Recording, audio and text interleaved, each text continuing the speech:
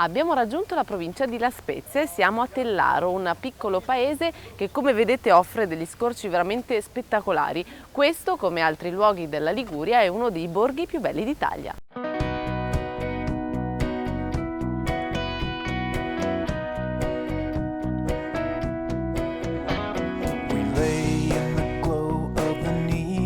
City lights, eyes on the wall through another sleepless night. I just wanna be alone again. And I'm remembering I was a wreck when we met at the dollar store. I should have just made a run for the exit door. I was into you, but now I'm in too deep. I was over my head, but you said that I'm safer in your arms. I was over my head, so I fled to the comfort of your charms.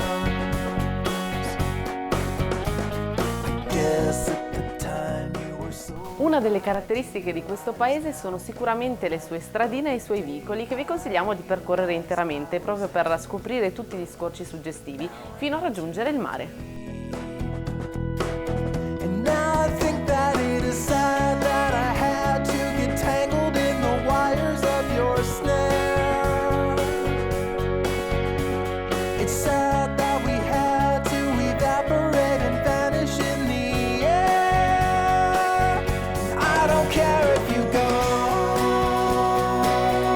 I don't care if you go.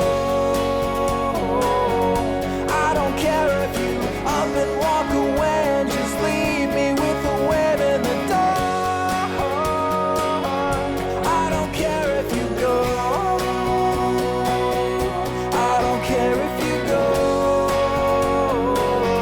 Now I see that it never really mattered. It's just another chapter to close.